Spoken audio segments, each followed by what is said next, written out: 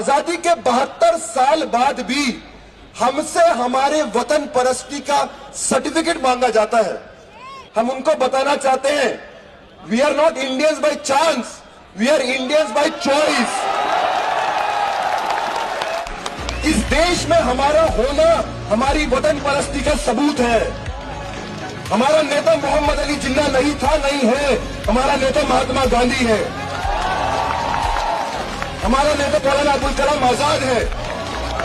हमारे नेता बाबा साहब भीमराव अम्बेडकर है। नरेंद्र मोदी ने बोला, इनके हाथ में तिरंगा देख के बहुत खुशी हुई। नरेंद्र मोदी साहब 1947 से हमारे दिल में और हमारे हाथ में तिरंगा है। हमारे दिल में और हमारे हाथ में तिरंगा है। आपको आरएसएस के मुख्यालय पे 50 साल लगे थे तिरंगे लटकाने के लिए। आपसे वतन परस्ती का सर्टिफिकेट हमको नहीं चाहिए। हम कहीं नहीं जा रहे, हिंदुस्तान छोड़ के हम कहीं नहीं जा रहे। हमने इसी मिट्टी में जन्म लिया था और मरने के बाद भी इसी मिट्टी के अंदर दफन हो जाएंगे।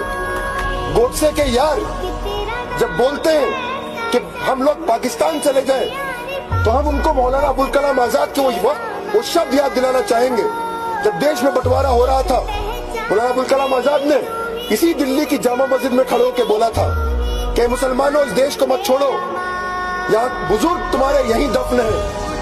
तुमने इस देश की मुस्तकबिल के लिए जद्दोजहद करी है और ऐद करो कि इस देश का इतिहास और इस देश का मुस्तकबिल तुम्हारे बिना अधूरा है।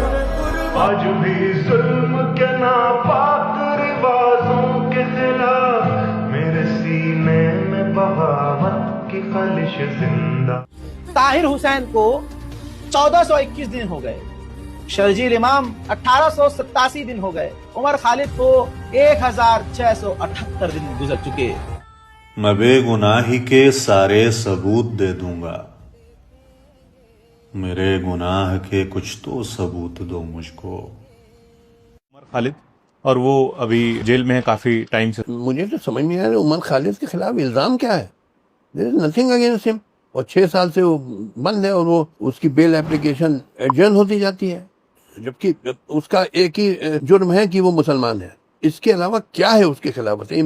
मुझे तो समझ ही नहीं आता क्यों उसको पीएचडी है, जेएनयू का पीएचडी, ठीक है, लेफ्टिस्ट व्यूज का तमाम लोग हैं, मगर उसने कोई जुर्म नहीं किया।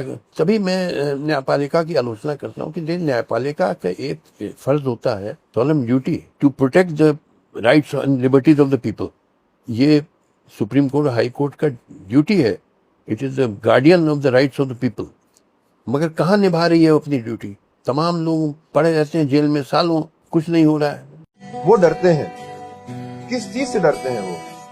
तमाम धन दौलत, गोला बारूद, पुलिस के बावजूद वो डरते हैं। वो डरते हैं कि एक दिन निहत्ते और गरीब लोग उनसे डरना बंद कर देंगे।